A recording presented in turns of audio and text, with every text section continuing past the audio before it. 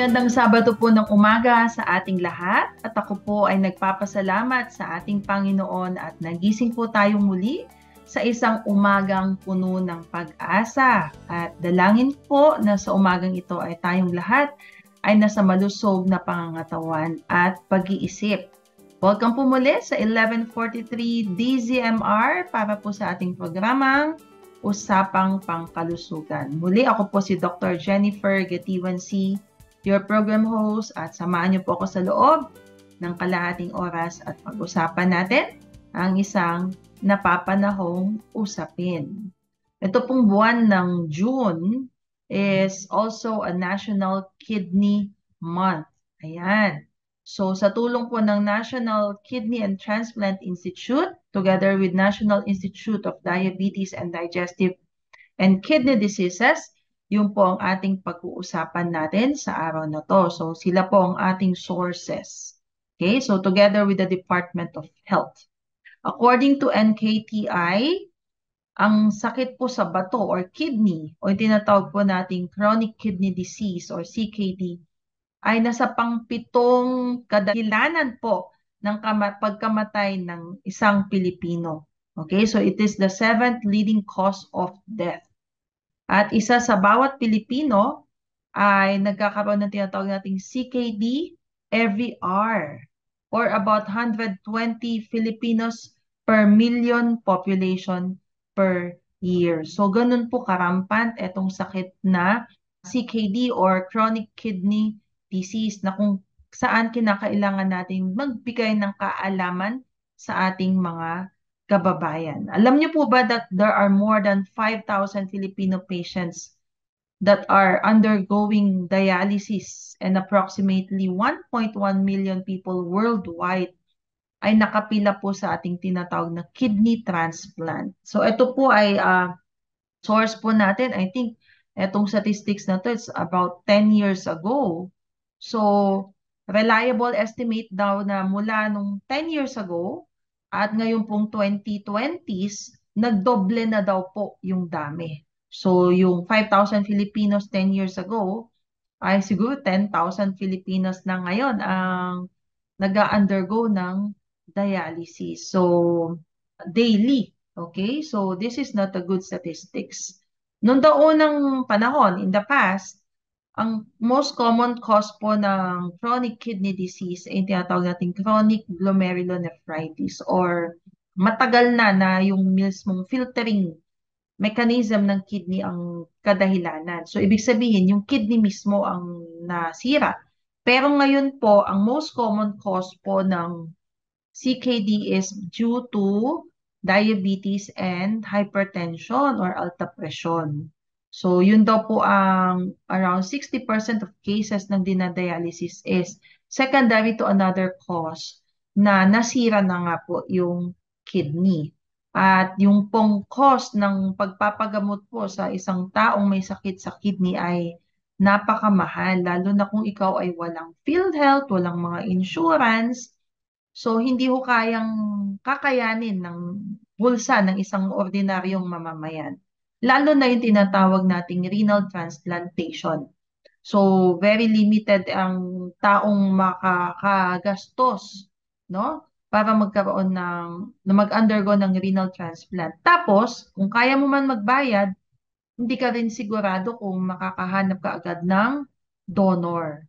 So, the best that can be done at present is to focus on the efforts na ma-prevent o hindi ho natin pababayaang masira ang ating bato. Ayan. So, ngayon, pag-uusapan po natin, no? Ngayong Kidney Month, join us in getting to know our kidneys. At pag-uusapan po natin kung paano natin poprotektahan itong dalawang kidney shape, no? Na sinlaki lang daw po ng ating kamao sa ating katawan. So, let's get to know our kidneys.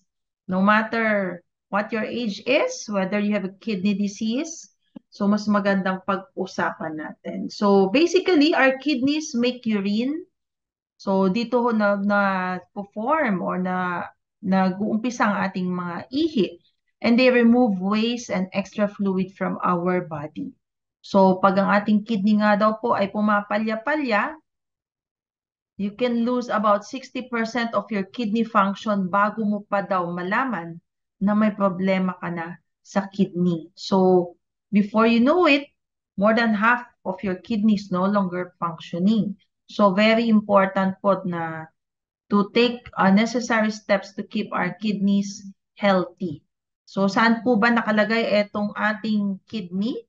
Our kidneys are located just below our rib cage, one of each side of our spine. So, just ilalim lang ng ating ribs. So, ang isang healthy kidney daw ay nag-filter daw to ng half cup of blood every minute, kada minuto. So, it removes waste and extra water na yun po yung nagiging urine or ihi natin. And the urine flows from the kidney into our bladder. Yun, yung ating pantog, no? Through what you call tubes, no? Thin tubes na tinatawag nating ureter. Ayan, so yun po yung tubo na daluyan ng ihi, nagmumula sa kidney, papunta sa ating urinary bladder o pantog. Sa pantog po, dito po na-store yung urine para hindi naman tayo maya-maya ihi ng ihi. So, yun po yung tinatawag nating urinary tract. From the kidney to the ureter, yung tubes down into our bladder. So, as I've said, dalawa po ang ating kidney na nag-filter ng dugo sa ating katawan na siyang nagtatanggal ng mga waste product sa ating katawan. So, your kidneys, it's very important. Aside from the waste, they also remove acids that are being produced by our cells inside our body para ma-maintain yung healthy balance of water, salts, and minerals sa ating dugo. So, balanse, yung para mabalance ang blood pH ng ating katawan. Other function ng ating kidney, they also make hormones, no, to help, number one, control our blood pressure. So, pag may palyado ang ating kidney, definitely pati ang ating blood pressure ay pwedeng tumaas. At meron din silang hormones that help create red blood cells. So, yung mga taong may tama ang kanilang kidney ay anemic din. Madalas, salinan sila ng dugo. And our kidneys also make hormones to regulate our bones strong and healthy. So may kinalaman din sila sa kalusugan ng ating buto. So paano nila ginagawa 'yun, no? So each of our kidneys, meron siyang around million units na tinatawag nating filtering units called nephron. Ayan. Kaya nga po yung specialista sa kidney, ang tawag sa kanila ay nephrologists. Ayan, from the word nephron, yung mga filters ng kidney. Ayun, kasi each filtering unit is called nephron. So there are around millions sa bawat isang kidney. At doon sa nephron na yon, meron siyang dalawang part. Yung pong tinatawag nating glomerulus at tubule. So, hindi ko na ho siya bibigyan pa ng detalyado dahil hindi naman tayo nagme-medicine. But in a way, yung daw pong role ng glomerulus, yun po yung mismong filter. Parang yan yung, andyan yung net. Okay? Na kung saan nagkakaroon ng mga exchange of mga waste product. Okay? Yung pong ating tubule, doon po naman binabalik yung mga water pabalik sa system o tas yung iba ay doon na palabas na magiging ihi. So, saan nanggagaling? Yung mga fini-filter, of course, ito ay nanggagaling sa dugo natin. So, yung po kasing dugo, yan yung diyan dumadaloy lahat, mga nutrition, oxygen, ganyan. So, your blood flows into your kidneys sa tinatawag nating renal artery. Ito po ay mga large blood vessels, mga daluyan ng dugo, no? Na doon papasok sa ating kidney, papunta dun sa tinatawag nating nephrons na yung mga filtering units.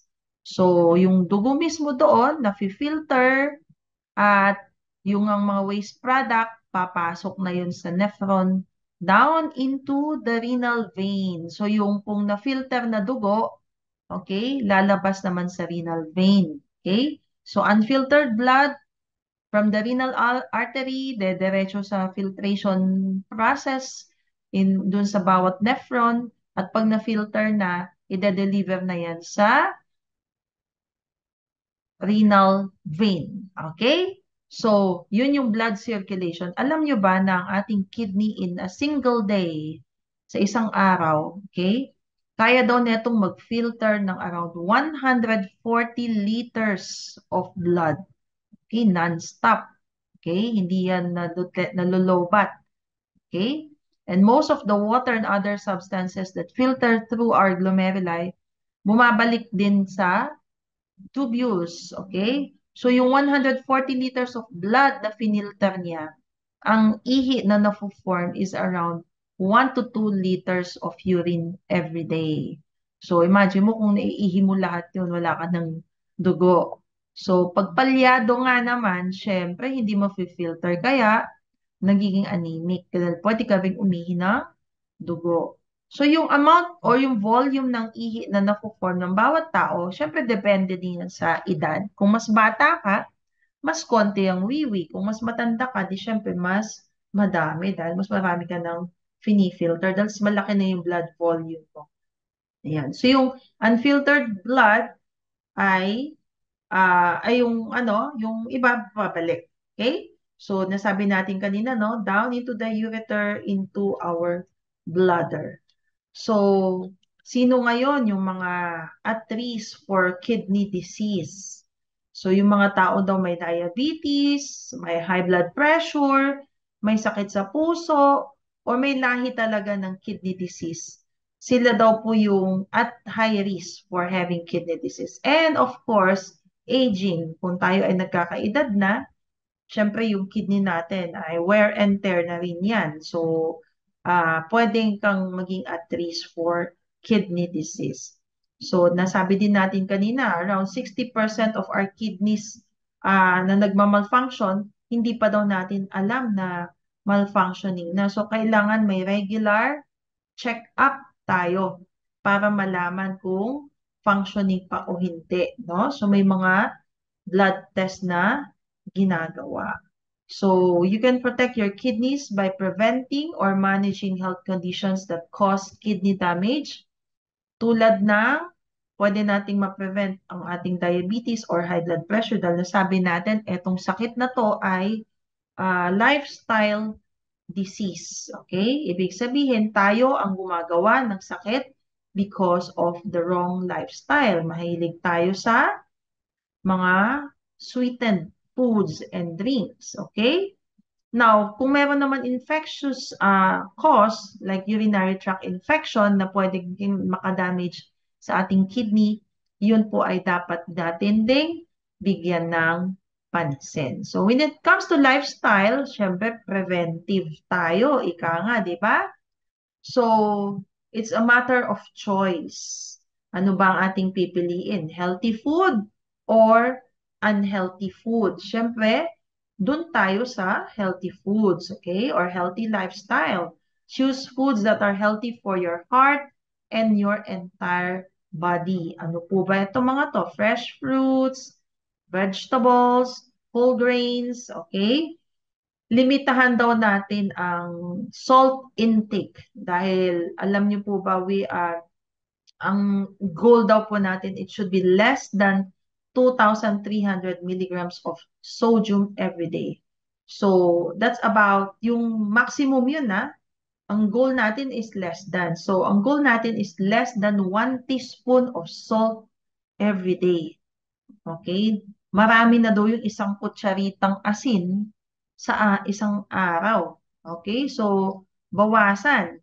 Bawasan din daw po natin yung daily calories natin by around 10% from added sugars. Mas magandang makuha daw natin yung energy source sa proteins. Okay? So, more of proteins, not in refined sugar. Okay? So, ano yung mga food choices na to, no? Cook your food with mix of spices instead of salt. Ayan. So, yung mga pepper, mga other source of spices. Choose vegetable toppings. Pag kumakain daw ng pizza, instead of pepperoni, instead of mga ham, ang itatopping mo daw sa iyong pizza is spinach, broccoli, peppers. Ayun. So, spices pa din. Sa pagluluto daw ng ating mga karne or isda, try baking or broiling meat. So, bake, hindi siya mamantika. Instead of frying, tulad ng mga fried chicken, crispy pata, wag daw yan mga yan. Okay, dahil putok-batok nga naman yung mga yon. Yung mga sausawan, bawasan ng mga patis, mga gravy, dahil mataas yan sa salt and even yung tinatawag nating saturated fats. Ayaw natin yan. Try to choose foods with little or no added sugar, specifically refined sugar. Nako, nagkalat yan, mga fast food, taas ng sugar intake, mga soft drinks. At sa pag-inom daw ng gatas is preferably low-fat or non-fat milk, no? Siguro marami naman sa atin kasi lactose intolerant. Pag tagal ay medyo low na rin tayo sa milk intake at among Filipinos. Mas makape pa nga eh. Pero yung creamer, still dairy yan. So, eat foods made of whole grains. Ayan. Read the food label. Slow down at snack time. Okay? So, mas maganda, ini-snack mo na lang is fruits rather than donuts or cakes. And keep a record of what you eat for a week. Para kang merong journal kung ano yung mga nakain mo para medyo i-review mo. Nako, ang dami ko na palang ininom na milk tea itong linggo na to. Ayan. Kung ikaw naman ay may mga comorbidities tulad ng diabetes or high blood pressure or sakit sa puso, mas maganda rin na meron kang dietitian para mag-create kayo ng meal plan. So that's for your diet. And of course, another part of living healthy lifestyle, physical activity as part of your routine. So mga 30 minutes every day or every other day, be active, walk, walk, walk. Ayan, mga cardiovascular exercises. Hindi mo kailangan mag-gym, no? Lakad-lakad lang, treadmill, or mga stationary bike. Pero mas maganda talaga yung walking, no? Yung kasama mo pa yung pamilya mo, no? Be active, mas maganda lahat tayo. Dahil napaka-sedentary na ng ating buhay ngayon, nakaupo-upo na lang. Ayan. And of course, aim for a healthy weight. Ang sinasabi natin, healthy weight, hindi yung magpapapayat. Okay? So, if you are overweight and obese, ayan, maganda rin na meron tayong dietitian or your doctor na to help you create a realistic weight loss plan. Hindi yung gugutumin mo yung sarili mo. Get enough sleep. Ayan, dahil pag kulang daw sa tulog, nagbi-binge eating. No? So, maganda talaga na healthy din ang ating tulog, ang ating mga gadgets or K-drama, yan na nagpupuyat sa atin. So, habang nanonood, kumakain ka pa ng mga chips. So, it's very unhealthy. Sa mga may bisyo tulad ng alak, sigarilyo, itigil na po natin. Eto, wala pong mabuting maibibigay sa atin yan. And explore stress-reducing activities. From time to time, no? Alam natin, ang ating lifestyle ngayon, very stressful. Mula po ng COVID, meron na tayong tinatawag na hybrid lifestyle. We have face-to-face activity and we even have online activities na dagdagan pa. So, medyo stressful. Sometimes, you have to take a break from all of this. Kung kinakailangang break ka from all your gadgets, at least gawin din natin. So, manage stress. Okay? Manage your blood sugar, high blood pressure, and even heart diseases. Okay? So, kung ikaw ay may comorbidity, take also your medicines as prescribed. Huwag po tayong pasaway na nilalagpasan ng ating mga maintenance. Doon sa mga over-the-counter pain medications, iwasan daw po natin yung mga pain relievers na hindi kidney-friendly, tulad ng ibuprofen and naproxen. So kung madalas kang uminom neto, yung mga brand na, check nyo yung generic, pag may nakasulat na ibuprofen, naproxen, at ginagawa mo na itong mani-mani, nako, hindi siya healthy sa ating kidney. So, yan ang ating gagawin. So, to help prevent heart attacks as well, no? Check your mga blood tests din. Okay?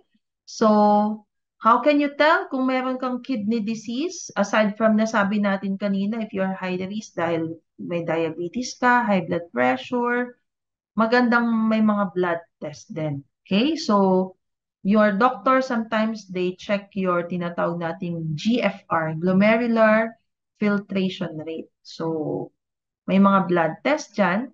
So, kino-compute nila yan. At yung mga range po, ang normal is 60 to 120. Pag may tama na, 15 to 60 at below 15, ayan na, meron ka ng kidney failure. Isa yan sa mga tinetest. Other tests are yung creatinine.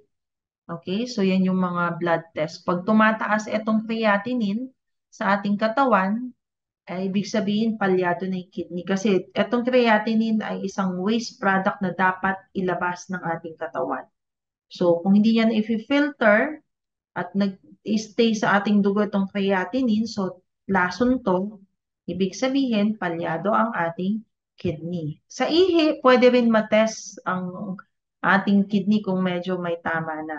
Yung tinatawag na urine test for albumin. Ito namang albumin, ay hindi dapat natin naiihi. Wala to dapat or konti lang. So kung umiihi na tayo ng albumin, ibig sabihin, hindi na rin nag-filter ng maayos ang ating kidney. So, ayan po yung mga tinetest sa ating kidney kung ito ay palyado na. So, as we end, of course, true to our uh, mission here in 1143 DZMR, what does the Bible says about our kidney? So meron po akong nakitang sermon na entitled Jesus Searches Your Kidneys or Jesus Searches Our Kidney. Okay? So sabi dito, alam niyo po ba na na-mention din, not just once, but there's a lot of times na na-mention ang kidney, a part of our body sa Bible. So ang Bible, no? Ang kidney daw sa Biblia is they are the seat of the innermost moral and emotional impulses of a person. Bakit nasabi ito, no? O kaya, they symbolize our deep inner nature ng tao. Pag sinabi nating Jesus search your heart, okay na pakinggan. Pero pag sinabing Jesus search our kidney, parang ang weird, di ba? Parang more of human anatomy ang dating. Okay, pero kung sinabi nga na He knows the number of our hairs in our head, syempre alam din niyang bawat detalye ng ating bato. Di ba?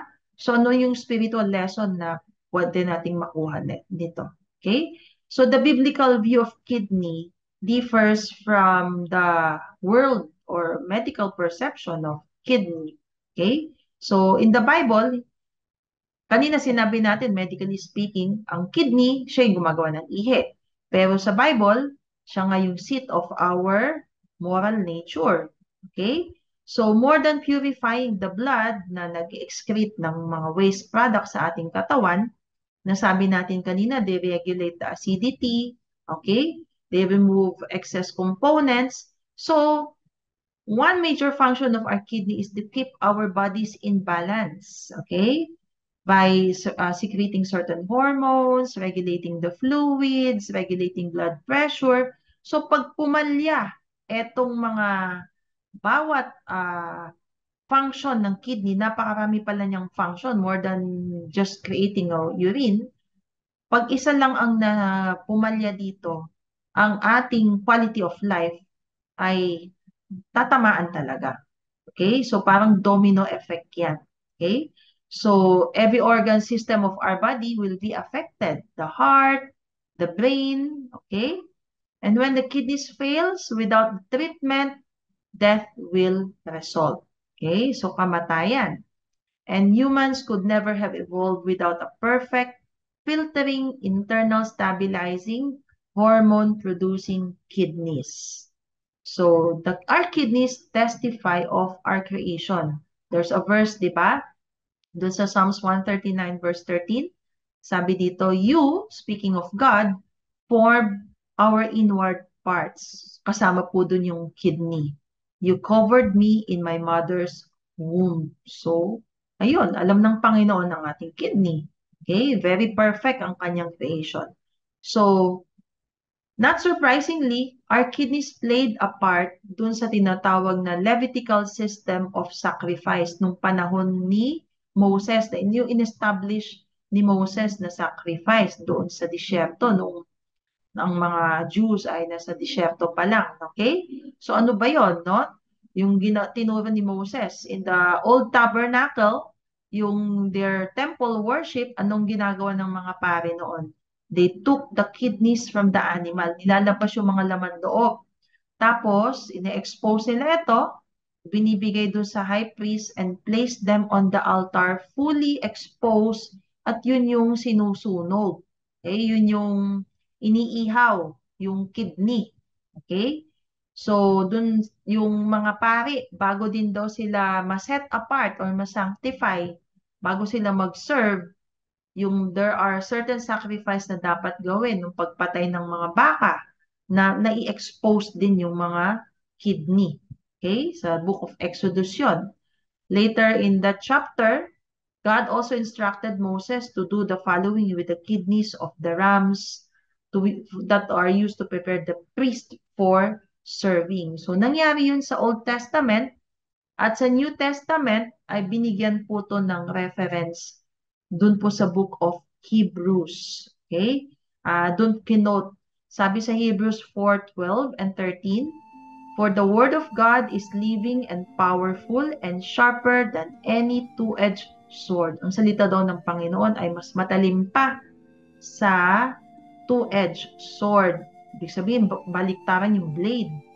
Gaano to katalim? Piercing even to the division of our soul and spirit. So laser focus and of joints and marrows, and is a discerner of the thoughts and intents of our heart. Sabi sa verse 13, "There is no creature hidden from his sight, but all things are naked and open to the eyes of him to whom we must give account." So, hihimay-himayin niya talaga tayo. Titignan-tignan niya ang bawat himlay ng ating katawan, ating pag-iisip. So, the Word of God cuts into each of us. Okay? So, He looks inside us and discern our thoughts and discern our hearts. So, nung ginawa yun sa mga hayop ng Old Testament, sa New Testament, parang pinakita doon na talagang na-examine na tayo ng Panginoon. Our thoughts, our intentions. So, therefore, yung kidney, they are viewed as the seat of conscience and of ethical feelings and yearnings, the source of morality and ethical activity. So, yun. Okay? So, the references to God examining our ethical nature, okay? Makikita na technically lahat tayo because of sin, we have what you call chronic kidney disease, CKD, or we are spiritually in the end stage kidney disease. So, what we really need is spiritual dialysis, ika nga. No? So, ang ating Panginoong Diyos lang ang kayang maglinis sa atin, and He can make us pure once again through the blood of His Son, Jesus Christ, when He gave Himself up for us when He died on the cross. So, kung hindi pa talaga natin ibinigay ang puso natin sa Panginoon, okay, hindi lang pala puso, ating kidney, buong pagkatao, hindi tayo malilinis. Ngayon, so sana tayo ay magbalik loob para malinis tayo ng Panginoon. Nasabi natin kanina, no? Dumodoble na yung dami ng mga tao na nagpapadialysis. So technically, it's manifesting in our physical body on our spiritual, the condition of our spiritual health. So sana sa araw na to ay hindi lang tayo nakapagbigay ng mahalagang impormasyon tungkol sa medical attributes of our kidneys, but also the spiritual lessons on what our kidney really tells about our spiritual condition. So that's it po for today sa ating programang Usapang Pangkalusugan. Nawa sa sandaling panahon ay may nibigay po tayong linaw at mahalagang impormasyon tungkol po sa ating paksa sa araw na to. Aking dalangin ay mamuhay po tayo ng malusog sa ating katawan at ating kaisipan. Abangan niyo po muli ako sa susunod na Sabado para po sa ating programang Usapang Pangkalusugan.